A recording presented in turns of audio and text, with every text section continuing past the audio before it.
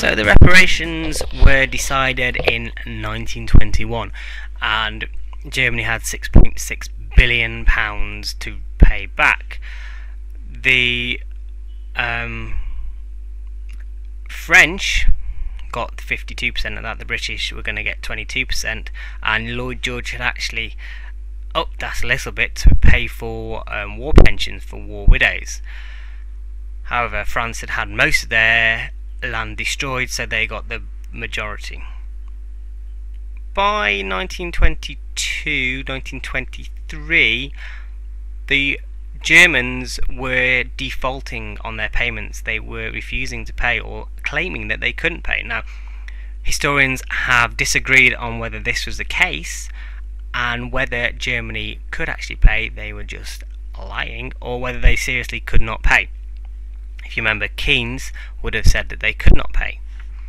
But it seemed mighty suspicious to some that the German industrial heartland of the Ruhr was doing so well. So, the French troops had already occupied a couple of cities in Germany, but by 1923 they decided that they need to do something more drastic and occupied and invaded the Ruhr to take control of the factories and take the goods rather than the money in reparations. So Britain was not involved in this. It was Belgium and France, mainly France. Britain stayed on the sidelines, neither really joining in or condemning, although they weren't in open support, fearing that it would hurt their economy. It actually did help Britain's economy because it got rid of German markets for a while, but that's by the by. The point being is that the Germans started something called passive resistance, where they stopped working, and the French had to bring in their own workers, but it wasn't anywhere near as good as it would be if the proper workers were working there. And Germany's economy was devastated. They suffered massive hyperinflation, where the value of the German mark went down so much that you were having to buy loaves of bread with billions of German marks in wheelbarrows taken to the shops just for a loaf of bread, and it was a crisis that both countries really couldn't extract themselves from. So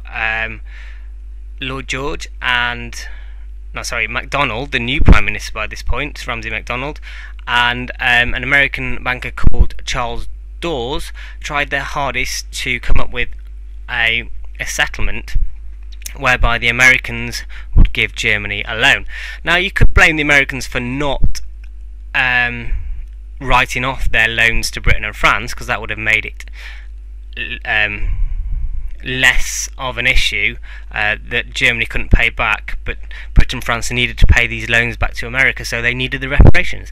Now, the way that Dawes solved it was by creating this money go-round, whereby they loaned Germany some money.